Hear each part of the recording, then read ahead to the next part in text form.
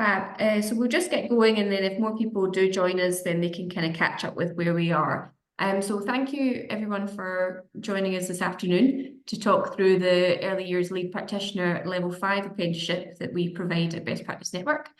You might be familiar with a few apprenticeships and things before that you work in your settings, but we're just going to go through everything today, just so that you know fully like what the program entails and what an apprenticeship is and things like that as well.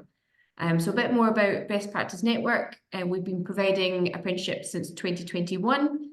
We do 3 apprenticeships for early years, level 2, the level 3 and the level 5. And we've just started one called Play Worker level 2 for other settings that don't do the EYFS curriculum as well, which is quite exciting. We have, as you can see from our lovely backgrounds, last week just won the Childcare and Education Apprenticeship Award at the AAC Awards for 2024. So we're just really proud and happy about that achievement. We won it last year as well. So to be, the best provider for early years and childcare apprenticeships in England for 2 years in a row is just fantastic. And really it just shows with all our delivery and our apprenticeship tutors and the back of house team, like just how amazing they all are, and we're just here to shout about them really as well, so that's good. So a little bit about today, just a bit of housekeeping. So I think the chat might be suspended, however we do have the Q&A section, so if you do have any questions throughout or at the end, please pop them in the Q&A section and we'll answer them either as we go or at the end as well. And today's session is being recorded, and you will receive a copy of the recording and the slides after the event. So sort of later on today or tomorrow, I'll email across all the information that we've talked about today. So I'll just introduce Emma, who is our curriculum manager for all our apprenticeships, really. Yes, she joined us about 4 months ago. Is that right, Emma? October, yeah. October, it's flown by more than that. And yeah, so she will be taking us through the programme. And like I said, any questions throughout, just pop them in that Q&A section. I hand over to you. Great, thank you everyone. So as Rebecca said, I'm Emma and I'm the curriculum manager for Best Practice Network. And so I'm excited to be able to share with you our Early Years Lead Practitioner Level 5 apprenticeship and give you all the information that you need hopefully today. As we mentioned, this session is designed to inform you all about the Early Years Lead Practitioner apprenticeship. I'll tell you about how it's delivered, the benefits of doing the apprenticeship, possible progression routes. We'll tell you about the modules, about the endpoint assessment, and any other additional bits of information that you'd like to receive as well. We'll talk to you a bit about the funding and how it would be funded and next steps as well. I've just added a note on there. What do you hope to get out of this session? Feel free to pop anything into the Q&A. As Beck said, the chat is disabled at the moment, unfortunately, so if you just wanted to pop anything in the Q&A, like Rebecca said, that would be perfect. If there isn't anything in particular, then hopefully I'll answer your questions throughout, but please pop any questions in the Q&A as well.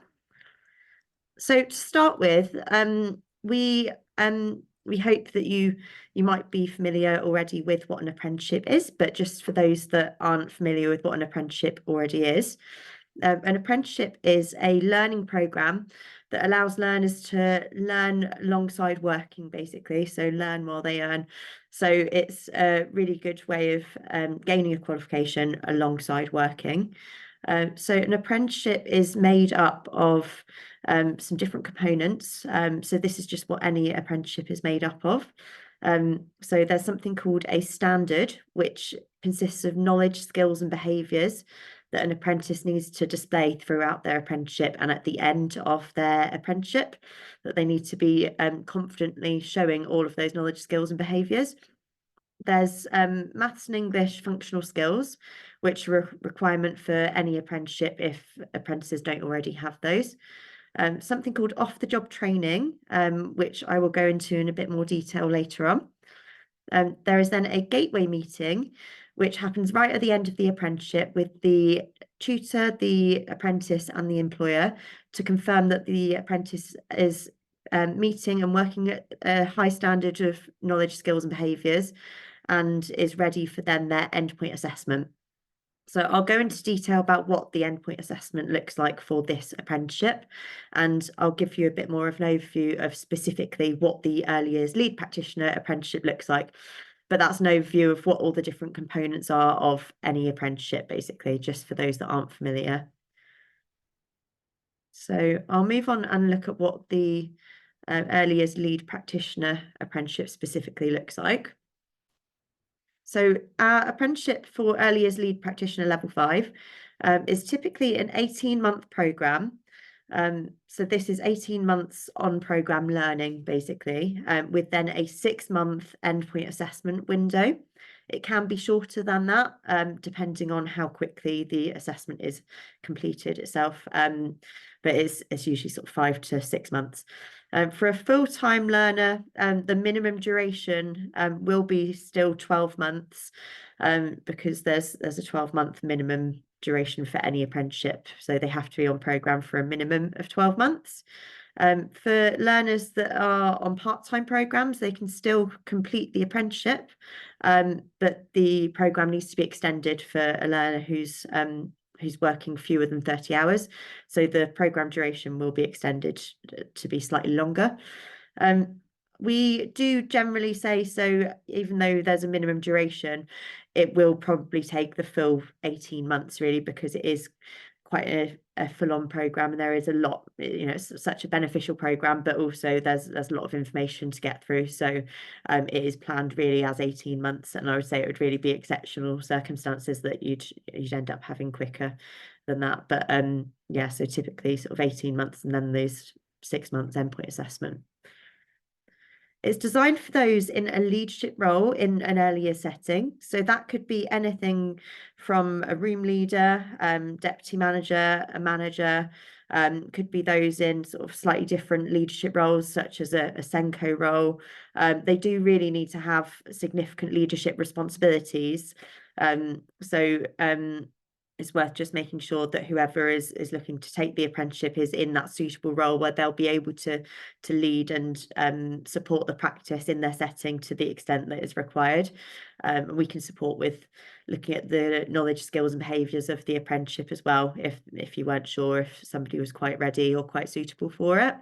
One of the benefits of that really is that obviously there's no requirement for a manager, for example, or deputy manager or room leader, even to have a leadership qualification. So whereas somebody might be a really strong practitioner, actually it's then filling that gap in kind of leadership and giving that qualification and that additional knowledge in leadership, rather than having to sort of develop that as you go throughout the role. It actually gives that specific training in early years and leadership.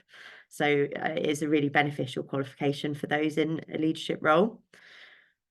So as part of the apprenticeship, functional skills, maths and English level 2 are required. This is for those that don't already have equivalent qualifications, so either functional skills, maths and English, or GCSE maths and English already. So anybody that doesn't have those and can't display evidence, so can't provide, for example, their certificates of those qualifications, would then need to complete functional skills, maths and English level 2.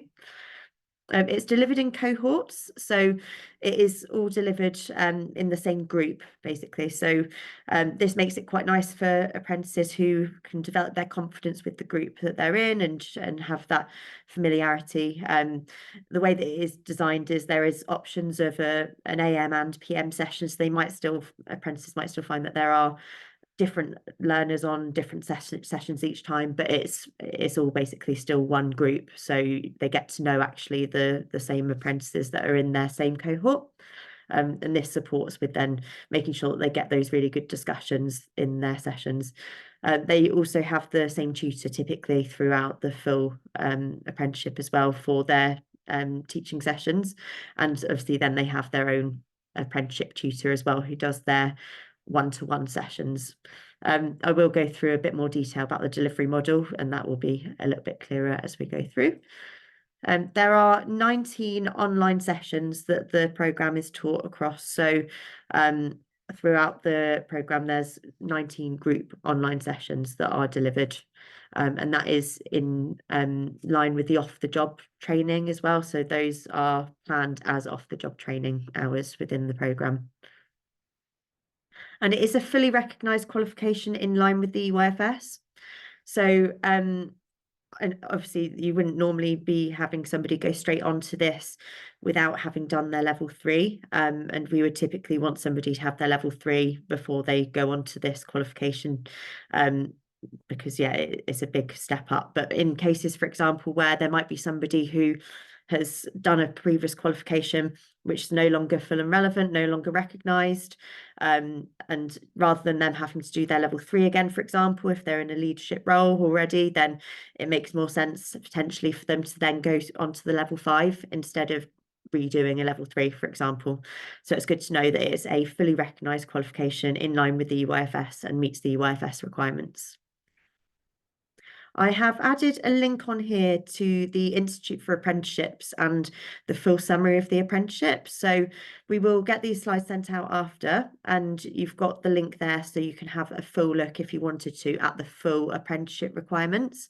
But that's a bit of an overview of what the apprenticeship looks like. So I was going to next go into our delivery plan and just explain a bit more about how it's delivered. So I did touch on some aspects of this already. So it's a blended programme of face-to-face and online study. So as I mentioned, there'll be group online webinar sessions, which are done in cohorts with the same groups, same tutor. So online webinar sessions. And then in addition to that, learners will be allocated their own individual tutor who they will have face-to-face and remote visits with. So they'll have sort of a regional tutor that will be able to come out and see them face-to-face and also do a mix of face-to-face and online sessions with them. We provide progress reviews every 6 weeks. And so that's the opportunity for the learner, employer and the tutor to get together and to really support that apprentice's development, look at sort of their areas that they need to work on still, look at how they're progressing, look at their career goals and so on. Specialist one-to-one tutor support, so that is partially through the tutors that they have for their apprenticeship, but also that may be, for example, functional skills tutors if they need specialised maths support or English support, then we have functional skills tutors that can give that support as well, depending on individual learner needs. We also have a programme called BPN Boost, which is our personal development, career information, advice and guidance and welfare programme. And every apprentice on any programme with us, so any apprenticeship that we do, has access to this. And this involves live webinars each month on things like employability. And the last one was on mental health and wellbeing. There's one coming up on resilience building. We did one on British values, and these are to develop the apprentice as an individual and not just considering their workplace and things they're doing with the children, but actually considering apprentices' own career development and own well-being. So these are available to book onto as live webinar sessions each month, but we also have a full library of resources that apprentices can access to support them with career information, advice and guidance, things like their welfare, safety, things like mental health and well-being and so on. So we have a full library of independent learning resources around all of those topics. We also encourage regular reflections on learning and practice throughout the programme, and a partnership between us as the training provider, the apprentice and the employer. I can see there's a question. Do you want me to answer that one now? I think you're on mute. I'm on mute, classic webinar. Yes, Shashila's just asking, does this training help develop their leadership skills as next step if the practitioners do not have a leadership responsibility at the moment, or do they have to be in a leadership position in order to enroll at this level? So we'd have to make sure that they have the opportunity to be leading enough to meet the requirements. So I would say typically they should really be in a leadership role or being sort of mentored into that role and having significant responsibilities so that they can be shown to be leading, because they're going to have to actually demonstrate leadership in the apprenticeship. They can't just kind of get through it without showing that they are leading, basically. And when they're doing their endpoint assessment, they'll need to show that. They'll need to be seen when they're observed actually leading. So they'll need responsibility to actually do that. So it depends on what responsibility they can be given, really. Amazing, thank you. And we've also got another one, I'll just pop it in here. How does this work for early years practitioners in a school? Is there any differences within the school area, or is it as in, I'm guessing it's like a nursery preschool like a school provision? Yeah, so it should be, as long as it's early years provision and they've got opportunity to lead others, so they've got, they're responsible for, they've got some sort of senior role or some sort of responsibility in leading others, then they could still complete the apprenticeship. But yeah, I guess the leadership role is quite key, really, because we don't want to set them up to fail, really. And if they can't demonstrate the leadership at endpoint assessment, then it's not really right for them. But yeah, as long as they can demonstrate and have the opportunity to demonstrate that leadership. If it's something that you're not sure of, or something that we can support you in having a look at, then we are able to sort of look at that on a case-by-case basis as well, and support with and advise on whether they're suitable for programme or not. Amazing.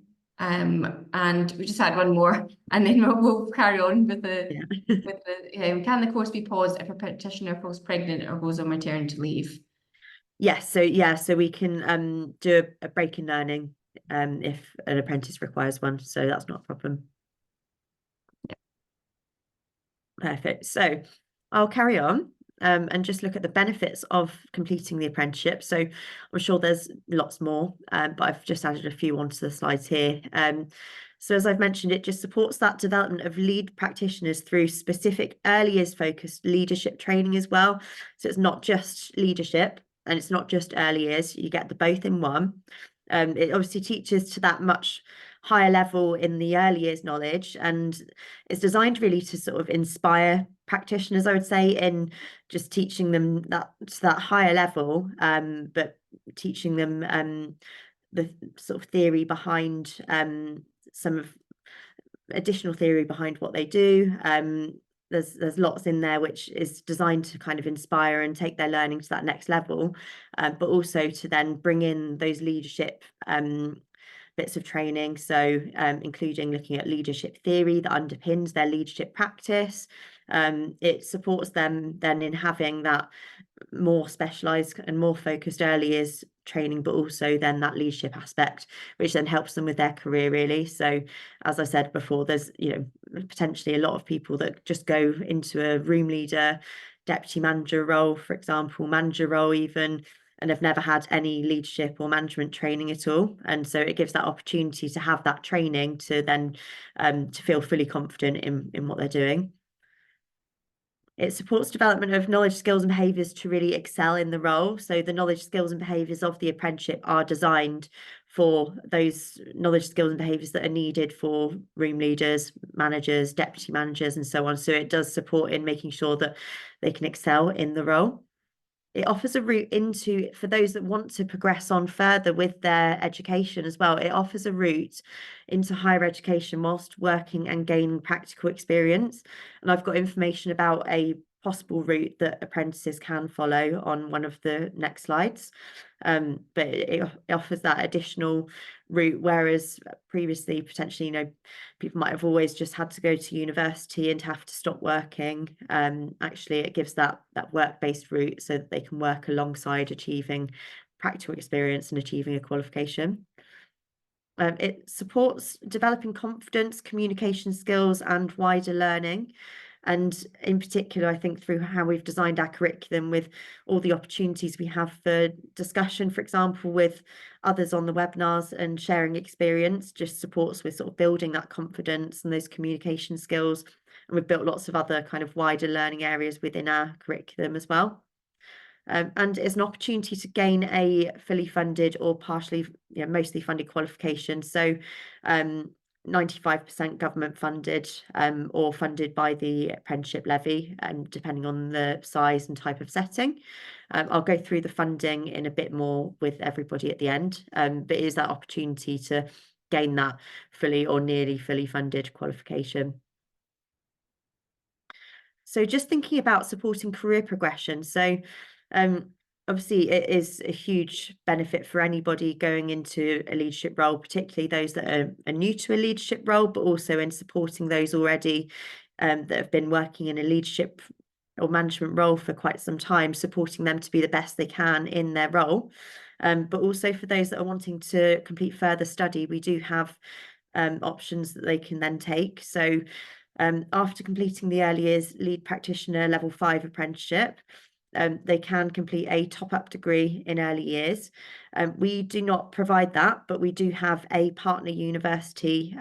So Nottingham Trent University, we work closely with, and they have said to us that they'll accept apprentices from who have completed our apprenticeship with us. They'll accept them onto their programme, obviously on a case-by-case basis. So the apprentice has to apply and be accepted themselves.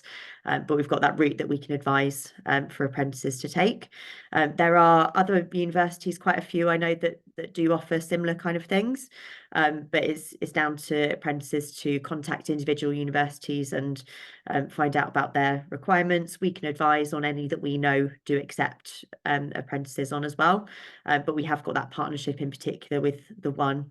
And the one that we do work with, Nottingham Trent, have an online top-up degree, and I believe they've got it's a part-time option. I believe they offer as well, so it can be done alongside working.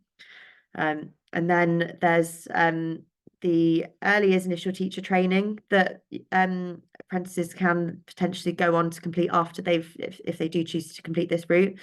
So they can complete the apprenticeship top-up degree, and then they can complete early years initial teacher training as well, which we actually do offer. So that's something that we could support with.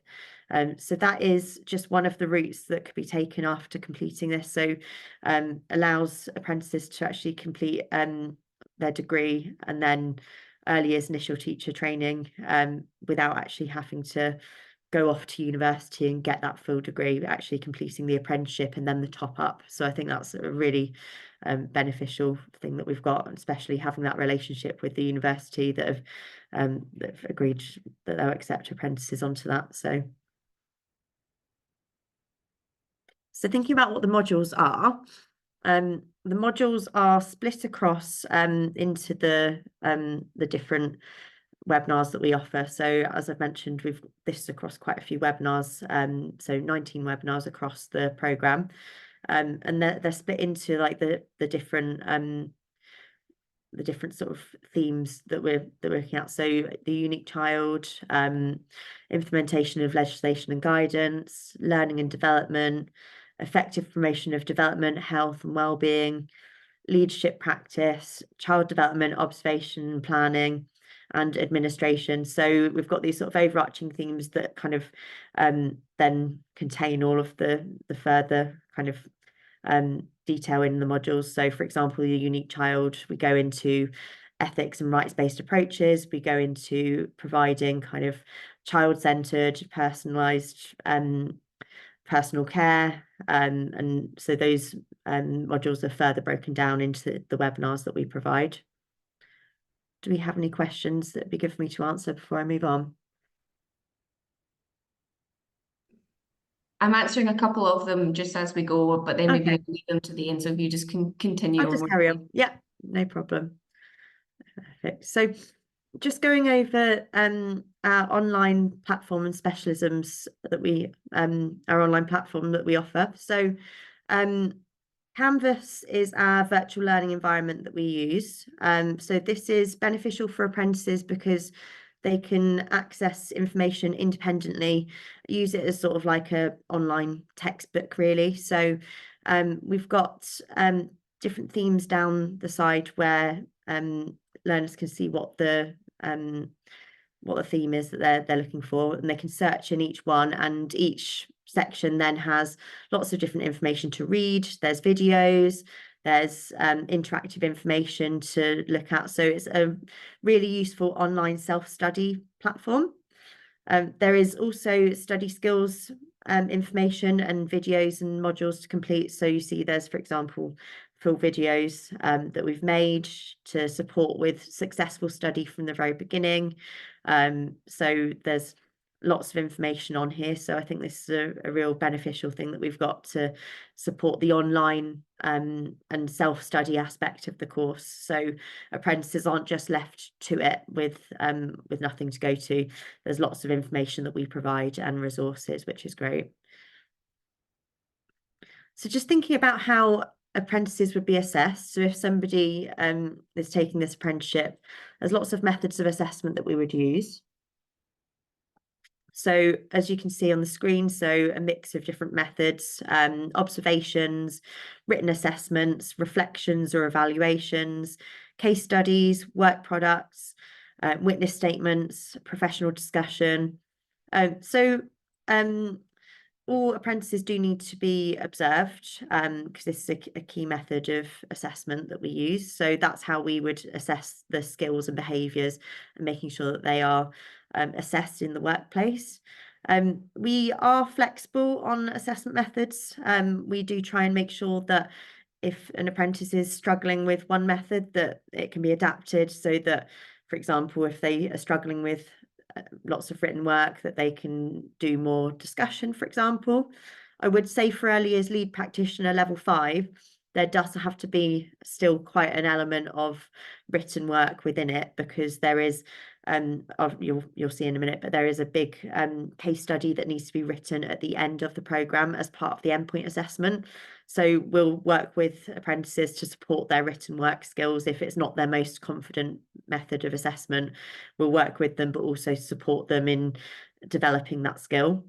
So that's because there's this huge written case study at the end of the apprenticeship. This is why we make sure that we plan in smaller case studies and things to work on throughout, to develop apprentices' confidence and to make sure that they are prepared for that endpoint assessment, and to make sure that the endpoint assessment, although big at the end, it's not going to be anything that they can't handle when they get to it, basically. But as you can see, lots of different methods that we use. So we do adapt the assessment methods that we use to make sure they meet the needs of the apprentice.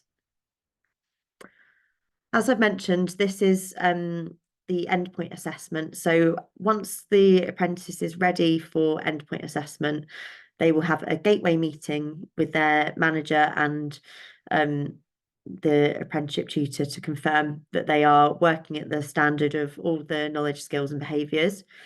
And we will then they will then have their endpoint assessment, which consists of 3 methods. There's an observation and questioning session. The observation in particular, they do need to be observed leading. There is a leadership element in that observation, which is why, it is important that they do have that opportunity to be leading, basically, and to have some kind of leadership aspect of their role.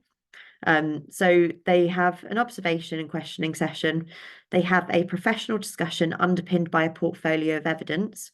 And then they have a 4,000-word case study and a 20-minute presentation.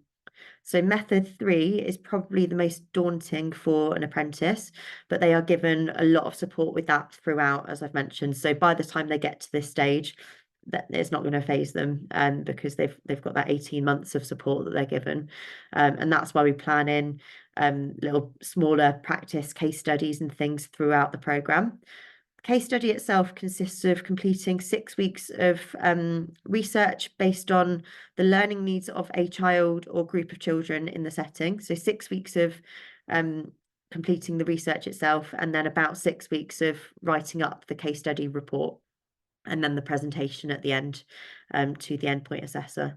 So it's a big case study, but there is a big focus on it in our curriculum, and making sure that apprentices get all the support that they need to in order to be able to complete that successfully. At the end of this, they will achieve so individual grades for each element, which then combined make up their final grade. So their overall grade, they can achieve pass, merit, or distinction. So it's quite nice that they've got that opportunity to achieve those higher grades if they're looking to work towards those. And we support apprentices by giving them information about how to hit the distinction criteria, for example. If that's the grade that they're going for, we make sure that we give them advice on how they can meet that criteria for the higher grade as well. I was just going to pop in briefly, just Okay. my observation, basically. I don't know if it's good to anyone, but what I really like about the apprenticeship, and especially the way it's assessed, is it really makes it about your individual practice. You know, you're learning this knowledge, and sometimes you can go in one way and out the other. But when you're putting it to experience and you're making it work for your practice within the setting, it just kind of solidifies that, and it makes it really relevant to what you're doing, not just not information that you're just like given, if that makes sense. Yeah, no, that's great. Absolutely. So I'll just go over some of the employer requirements for the apprenticeship. So this is general employer requirements for any apprenticeship, but it might be useful for those if anybody is new to apprenticeships. So requirements for employers of anybody on this apprenticeship would be to attend learner reviews. So for an employer to attend and make sure they're present for all of the learner reviews, to make sure that there can be that useful conversation between the tutor, the apprentice, and the employer to really support the apprentice's development. To allow apprentices the time to attend their monthly webinars, to provide apprentices with their off-the-job training. So obviously it's for those that know about off-the-job training already, so it's 6 hours per week that employers need to provide for off-the-job training for a full-time apprentice, or 20% for a part-time apprentice. To provide the apprentice with a mentor, to provide regular support, feedback and guidance to the apprentice to help them to develop in their role, and to provide them with opportunities to develop their knowledge, skills and behaviours. So if there is, for example, something that isn't yet part of the apprentice's role, but could be part of their role, and that is part of the apprenticeship, then it's making sure that they're given the opportunity to meet all of those knowledge, skills and behaviours and to develop. So I guess an example would be if somebody is quite new to a leadership role, making sure that they've got that opportunity to meet all of the leadership criteria within this apprenticeship so that they can fully develop those knowledge, skills and behaviours that they need to. So just touching on off-the-job training for those that aren't sure of what off-the-job training is. Off-the-job training is a requirement for any apprenticeship. As I mentioned, full-time learners need to complete 6 hours per week of off-the-job training. For a part-time learner, it's 20%. So for what that means is for a learner that works fewer than 30 hours, it's 20% off-the-job training. So off-the-job training is basically learning relating to the apprenticeship that is developing new knowledge, skills and behaviours. So it's not their current just daily duties they would be doing already. It's developing new knowledge, skills and behaviours relevant to the apprenticeship, basically. So it doesn't have to just be time out completing assignments and completing work. Obviously, a part of it will be that. But other aspects of it are the naturally occurring opportunities such as shadowing others, reflecting on learning, working with a mentor or having coaching sessions, any training or inset days, online training courses, research, project activities, so completion of projects in the setting. So there's lots of different things that can be done that aren't just time out of the room completing assignments, and it's about kind of recognizing all the naturally occurring opportunities that apprentices have all the time, where they're just developing new knowledge, skills and behaviours relating to that apprenticeship. So I was just going to go over how the apprenticeship is funded. So we've got some information on the slides here about the apprenticeship funding.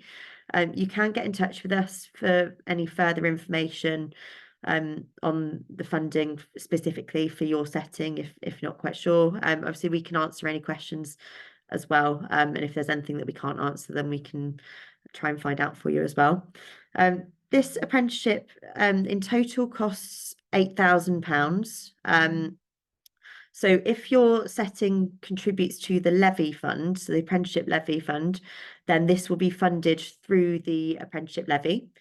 If your setting doesn't contribute to the apprenticeship levy, then the setting would pay 5% of the costs of the training, and the remaining 95% is paid by the government. So the maximum employer contribution for a non-levy paying setting would be £400. So that's the most for the apprenticeship that a setting will be paying. That is also able to be split across the full 18-month programme, so that it does not need to be paid all in one go. So there's additional information on the slide here about apprenticeship levy transfer, in that employers with unspent funds can also transfer their levy fund to another employer. And there are additional incentives as well. So for settings that have fewer than 50 employees, you will receive 100% of the funding for 16 to 18-year-old apprentices, or for 19 to 24-year-old apprentices who have a education healthcare plan. Employers and training providers also receive additional £1,000 when there's an apprentice between 16 to 18 years old. That shouldn't apply for this apprenticeship because it's not likely that we would be getting apprentices on this who are 16 to 18 years old. But it's just worth knowing that there is additional incentive for smaller settings with fewer than 50 employees for an additional £1,000 incentive for apprenticeships for 16 to 18-year-old apprentices. So we've got contact details and information on the screen here, and please contact us if there is any more information or anything else that you need to know on funding, or please pop a question in the Q&A as well. We'll try our best to answer. I think that was mostly, oh yeah, sorry, mind me. So just thinking about what we need to apply. So thinking about what you would need to meet the eligibility requirements. So you must be 16 or over and meet the points on the screen. So grade GCSE and maths and English, grade C English and maths GCSE or above, or be willing to and able to complete functional skills whilst on programme. A level 3 early years educator qualification already, or equivalent or extensive experience. So like I mentioned earlier, it might be that somebody doesn't have a level 3, but they've got an equivalent qualification that's no longer recognised, for example. Then they might be able to go straight on to level 5, obviously. UK residency for more than 3 years, so that's an eligibility requirement for our apprenticeships. Support from your employer. So for apprentices completing it, the employer needs to be supportive and agree to support and to fund the apprenticeship, or need to find an employer which we can support you with as well. And funding agreed with the apprenticeship account holder, so we can support with the funding requirements as well. It says 16 or above here. I would say really it is best suited for those that are above that age category, really. Obviously it needs to be for somebody that's in that leadership role, so it's considering the right candidate for the apprenticeship.